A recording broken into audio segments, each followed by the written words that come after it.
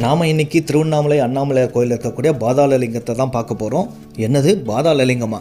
ஆமாங்க, பாதாளலிங்கத்தை பார்க்க போகிறோம். இது எங்கே இருக்குன்னா ராஜகோபுரத்துக்கும் பெரிய நந்திக்கும் வலது பக்கம் பார்த்திங்கன்னா ஆயிரங்கால் மண்டபத்துக்கு கீழே ஒரு பகுதியில் உள்ளே இருக்கும். பாதாளலிங்கம் போர்டு வச்சுருப்பாங்க. அது வழியாக ஏறி உள்ளே போனோம்னா பாதாளலிங்கம் வரும்.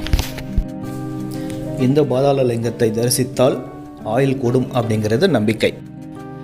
ரமண மகரிஷி முதல்ல திருவண்ணாமலைக்கு வரும்போது இந்த ஆயிரங்கால் மண்டபத்தில் தான் தங்கியிருந்தார். அங்கே பக்தர்கள்லாம் வந்து போயிட்டு இருந்ததுனால அவருக்கு ஒரு அமைதியான சூழ்நிலை கிடைக்காதனால இந்த பாதாளலிங்கத்துக்குள்ளே போயிட்டு தியானம் பண்ண ஆரம்பிச்சிட்டாரு. எந்த அளவுக்கு ஆழ்ந்த தியானம்னா அவருடைய உடம்பு எறும்பு மற்றும் பூச்சி போட்டுலாம் கடித்து உடல் புண்ணாகிற அளவு ஆழ்ந்த தியானத்தில் இருந்தார்.